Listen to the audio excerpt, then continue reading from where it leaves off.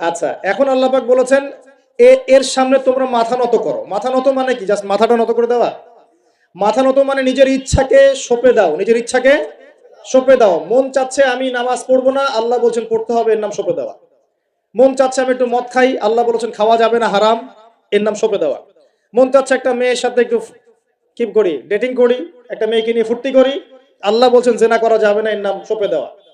মন চাচ্ছে ভরপেট খাই রমজান মাসে, আল্লাহ বলছেন না, রমজান মাসে খাওয়া যাবে না, রোজা রেখে, এর নাম সঁপে দেওয়া।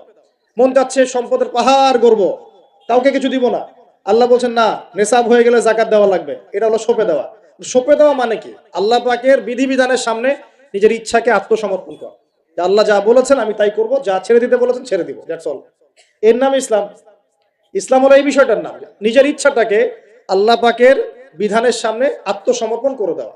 আমরা অনেকেই বলি ইসলাম মানে কি? শান্তি। এই যে শান্তি, এই শান্তি ব্যাখ্যা দিয়ে দিয়ে কি করা হচ্ছে জানেন? ওই যে বদর, উহুদ, খন্দক, খায়বার, হুনাইন, মুতা, এইসব ইতিহাসগুলোকে সরিয়ে দেওয়া হচ্ছে। ইসলাম মানে তো শান্তি, ইসলাম শান্তির সাথে আবার এইসবের কি সম্পর্ক? শান্তির সাথে মোতার যুদ্ধের কি সম্পর্ক? যুক্তি দিচ্ছে শান্তির সাথে বদর যুদ্ধের আদর্শের কি সম্পর্ক? ইসলাম মানে তো শান্তি। ইসলাম মানে শান্তি কখন? ইসলাম মানে হলো আত্মসমর্পণ।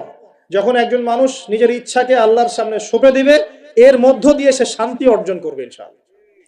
মানে নিজের ইচ্ছাকে আল্লাহর সামনে সঁপে দিলে পরে শান্তি পাওয়া যায়। কারণ আমি তো জানি না যে আমার জন্য কোনটা ভালো কোনটা মন্দ। কে ভালো জানে? যিনি আমাকে সৃষ্টি করেছেন।